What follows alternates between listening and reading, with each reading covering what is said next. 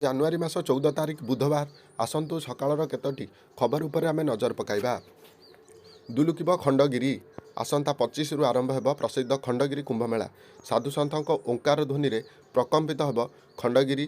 ଉଦୟଗିରି ଗୁମ୍ଫା ହୋର ଚାଲିବ ବେଦ ଭାଗବତ ଠାରୁ ଆରମ୍ଭ କରି ବିଭିନ୍ନ ଧର୍ମଚର୍ଚ୍ଚା। ମେଳା ପଡ଼ିଆ ସାଙ୍ଗକୁ ଦୁଲୁକିବ ଯାତ୍ରା ପେଣ୍ଡାଲ। ଏଥିପାଇଁ ଚଳଚଞ୍ଚଳ ହୋଇଉଠିଛି ସମଗ୍ର ଖଣ୍ଡଗିରି ଅଞ୍ଚଳ। ଏଇ ଚାଷୀଙ୍କ ଖାତାକୁ ଆସିବନି 22ତମ କିସ୍ତି ଲିଷ୍ଟରେ ଆପଣଙ୍କ ନାଁ ନାହିଁ ତ? ନୂତନ ବର୍ଷ ଆରମ୍ଭ ହୋଇଛି ଏବଂ ଚାଷ ଜମିରୁ ଗାଁ ପର୍ଯ୍ୟନ୍ତ ପ୍ରଧାନମନ୍ତ୍ରୀ କିଷାନ ଯୋଜନାର ପରବର୍ତ୍ତୀ କିସ୍ତି କେବେ ଆସିବ ତାହା ହିଁ ଆଲୋଚନାର ବିଷୟ। ଯେଉଁ ଚାଷୀମାନେ ପ୍ରତି 4 ମାସରେ ସେମାନଙ୍କ ଆକାଉଣ୍ଟରେ 2000 ପାଉଛନ୍ତି ସେମାନଙ୍କ ପାଇଁ ଏହି ରାଶି ଅତ୍ୟନ୍ତ ଗୁରୁତ୍ୱପୂର୍ଣ୍ଣ। ଏହି ଟଙ୍କା ସାର ଠାରୁ ବିହନ ପର୍ଯ୍ୟନ୍ତ ସମସ୍ତ ଛୋଟ ଏକ ବଡ଼ ଚାଷକୁ ଖର୍ଚ୍ଚ କଭର କରେ। ତେଣୁ ଯେତେବେଳେ କିସ୍ତି ବିଳମ୍ବ ହୁଏ ଚିନ୍ତା ବଢ଼ିପାରେ। ଏଥର ପୁଣି ଲକ୍ଷ ଲକ୍ଷ ଚାଷୀ 22ତମ କିସ୍ତି ପାଇଁ ଅପେକ୍ଷା କରିଛନ୍ତି। 2000 କିସ୍ତି ଅଟକି ଯିବାର ଭୟ ମଧ୍ୟ ରହିଛି। ପ୍ରଧାନମନ୍ତ୍ରୀ କିଷାନ ଯୋଜନାରେ 22ତମ କିସ୍ତି କେବେ ଆସିବ? ପ୍ରଧାନମନ୍ତ୍ରୀ କିଷାନ ଯୋଜନାର 22ତମ କିସ୍ତି କେବେ ଆସିବ ତାହା ହେଉଛି ସବୁଠାରୁ ବଡ଼ ପ୍ରଶ୍ନ।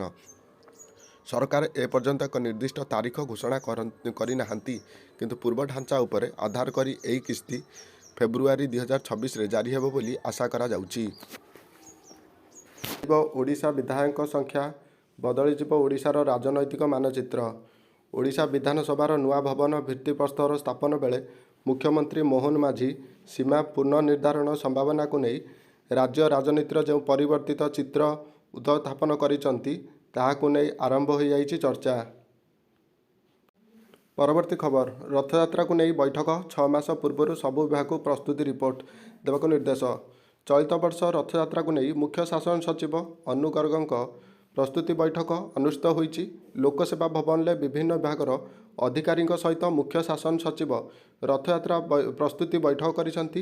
ଏହି ବୈଠକରେ 6 ମାସ ପୂର୍ବରୁ ସବୁ ବିଭାଗକୁ ପ୍ରସ୍ତୁତି ରିପୋର୍ଟ ଦେବାକୁ ନିର୍ଦ୍ଦେଶ ଦିଆଯାଇଛି।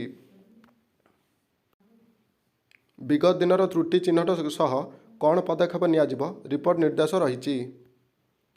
ପରବର୍ତ୍ତୀ ଖବର, ଯାତ୍ରା ପେଣ୍ଡାଲରେ ଅଶ୍ଳୀଳ ନୃତ୍ୟ ଉପରେ ଲାଗିବ ରୋକ। ଛତିଶଗଡ଼ ଭଳି ଓଡ଼ିଶାରେ ହେବ କଡ଼ା କାର୍ଯ୍ୟାନୁଷ୍ଠାନ। ଯାତ୍ରା ପେଣ୍ଡାଲରେ ଅଶ୍ଳୀଳ ନୃତ୍ୟ ଉପରେ ଲାଗିବ ରୋକ। ଯାତ୍ରା ଡ୍ୟାନ୍ସରଙ୍କ ଉପରେ ବାଜିବ ଛାଟ। ଯାତ୍ରୀରେ ଅଶ୍ଳୀଳ ନୃତ୍ୟ ପ୍ରସଙ୍ଗ ଉପରେ ବଡ଼ ବୟାନ ଦେଇଛନ୍ତି ଆଇନ ମନ୍ତ୍ରୀ ପୃଥ୍ୱୀରାଜ ହରିଚନ୍ଦନ। ଛତିଶଗଡ଼ ପରି ଓଡ଼ିଶାରେ ବି ହୋଇପାରେ କାର୍ଯ୍ୟାନୁଷ୍ଠାନ। ଆଇନ ମନ୍ତ୍ରୀ କହିଛନ୍ତି ଓଡ଼ିଶାରେ ଜନମତ ମଧ୍ୟ ସ୍ପଷ୍ଟ ଅଛି, ଅଶ୍ଳୀଳ ନୃତ୍ୟ ନ ହେଉ। ପରବର୍ତ୍ତୀ ଖବର, ପଶ୍ଚିମବଙ୍ଗରେ ସାମ୍ନାକୁ ଆସିଛି ନିପା ଭାଇରସର 2ଟି ମାମଲା। ପଶ୍ଚିମବଙ୍ଗରେ ସାମ୍ନାକୁ ଆସିଛି ନିପା ଭାଇରସର 2ଟି ମାମଲା। ଏହି ସଂକ୍ରମଣ ବ୍ୟାପିବା ଯୋଗୁଁ ସ୍ୱାସ୍ଥ୍ୟ ବିଭାଗକୁ ସତର୍କ କରାଯାଇଛି। ଉଭୟ ପ୍ରଭାବିତ ବ୍ୟକ୍ତି ଉତ୍ତର 24 ପରଗନା ଜିଲ୍ଲାର ବାରସାରାଟ ଏକ ଘରୋଇ ହସ୍ପିଟାଲ ଡାକ୍ତରୀ କର୍ମଚାରୀ ଏବଂ ସେଠାରେ ସେମାନଙ୍କୁ ଭର୍ତ୍ତି କରାଯାଇଛି। ସରକାରୀ କହିଛନ୍ତି 22ରୁ 25 ବର୍ଷ ବୟସ ପୁରୁଷ କିମ୍ବା ମହିଳା ଉଭୟ ବ୍ୟକ୍ତିଗତ କାରଣରୁ ପୂର୍ବ ବର୍ଦ୍ଧମାନ ଯାତ୍ରା କରିଥିଲେ, କିନ୍ତୁ ରାଜ୍ୟ ବାହାରକୁ ଯାତ୍ରା କରିବା କୌଣସି ଇତିହାସ ନାହିଁ। ସେମାନେ ବାରସାରଟ ଏକ ଘରୋଇ ହସ୍ପିଟାଲର କର୍ମଚାରୀ ଏବଂ ବର୍ତ୍ତମାନ ସେହି ହସ୍ପିଟାଲରେ ଚିକିତ୍ସାଧୀନ ଅଛନ୍ତି, ପଶ୍ଚିମବଙ୍ଗ ମୁଖ୍ୟ ସଚିବ ନନ୍ଦିନ ଚକ୍ରବର୍ତ୍ତୀ କହିଛନ୍ତି। ପରବର୍ତ୍ତୀ ଖବର, ଧାନ ପ୍ରତାରଣା, ବିଜେଡିର ପ୍ରତିବାଦ। ପଦାରେ ପଡ଼ିଲା ରାଜ୍ୟ ସରକାରଙ୍କ ଚାଷୀ ମରଣ ନୀତି। ଯୋଗାଣ ମନ୍ତ୍ରୀଙ୍କ ବୟାନକୁ ନେଇ ତେଜିଲା ବିବାଦ।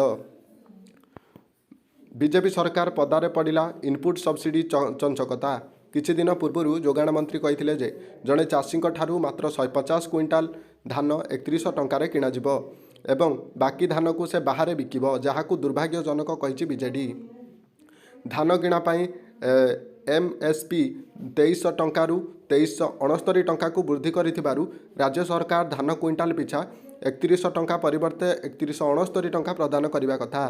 ହେଲେ ରାଜ୍ୟ ସରକାର 3100 ଟଙ୍କା ଦେଉଛନ୍ତି। ରାଜ୍ୟରେ ଧାନ କିଣାକୁ ନେଇ ଅଭାବନୀୟ ପରିସ୍ଥିତି ସୃଷ୍ଟି ହୋଇଥିବା ବେଳେ ଚାଷ ଉପରେ ନିର୍ଭର କରୁଥିବା ପ୍ରାୟ 70% ଲୋକ ପ୍ରତାରଣାର ଶିକାର ହୋଇଛନ୍ତି ବୋଲି କହିଛି ବିଜେଡି। 18 ସୁଦ୍ଧା ମିଳିବ ସୁଭଦ୍ରା ଟଙ୍କା। ବଡ଼ ଖବର, ଆସନ୍ତା ଜାନୁଆରୀ 18 ତାରିଖ ଭିତରେ ମିଳିବ ସୁଭଦ୍ରା ଟଙ୍କା। ଉପକୃତ ହେବେ ନୂଆ ସୁଭଦ୍ରା ହିତାଧିକାରୀ। ଏନେଇ ସୂଚନା ଦେଇଛନ୍ତି ଉପମୁଖ୍ୟମନ୍ତ୍ରୀ ପ୍ରଭାତୀ ପରିଡ଼ା। ତେବେ ଅଭିଯୋଗ ଶୁଣାଣି ପରେ 24,018 ଜଣ ନୂଆ ହିତାଧିକାରୀଙ୍କୁ ସୁଭଦ୍ରାରେ ସାମିଲ କରାଯାଇଛି। ଉପମୁଖ୍ୟମନ୍ତ୍ରୀ କହିଛନ୍ତି ଏଯାବତ୍ ସୁଭଦ୍ରା ଯୋଜନାରେ ମୋଟ 4,57,681 ଜଣ ମହିଳା ସାମିଲ ହୋଇସାରିଛନ୍ତି। ତାଙ୍କ ଭିତରୁ ନୂଆ କରି 1,78,398 ଜଣ ମହିଳା ସାମିଲ କରାଯାଇଛି।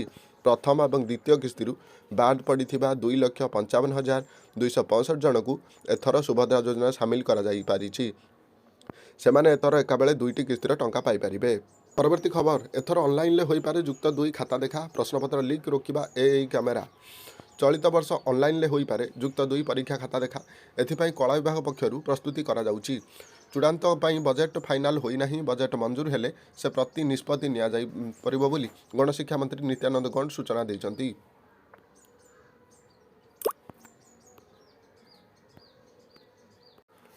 परवर्ती खबर झील हाँ न कहिले बाहाघर करें ना एणिकी झीर स्वीकृति बिना बाहाघर हो पारनि बह प्रसंग को नहीं गुरुत्वपूर्ण कथा कहते हाइकोर्ट। बह क्षेत्र में झीर निष्पत्ति सबुठ गुरुत्वपूर्ण। अभिभावकों एपरी कौन निष्पत्ति नेबा पूर्व झीर अनुमति नेबा निहाती आवश्यक। झीर स्वीकृति पर ही बाहाघर पर आग को बढ़ा उचित बोली कहते ओडिशा हाइकोर्ट। प्रति खबर एबे डेलीवरी 10 मिनिट आउ मिलबनी ऑनलाइन सामग्री सरकार नेले बड़ निष्पत्ति। डेलीवरी बॉय सुरक्षा को दृष्टि रखी सरकार एक बड़ निष्पत्ति नहीं। श्रम मंत्रालय 10 मिनिटर डेलीवरी उपर रोक लगाई। एने विभाग देशर प्रमुख ऑनलाइन डेलीवरी कंपनी जेपरिक स्विगी जोमाटो सह आलोचना करिछि। सेही प्रसंग में केन्द्रमंत्री मनसुख मंडाभिया ब्लिंकिट जेपटो स्विगी जोमाटोर अधिकारी सह कथा होइथिले डेलीवरी समय सीमा हटाइबाकू कहिथिले।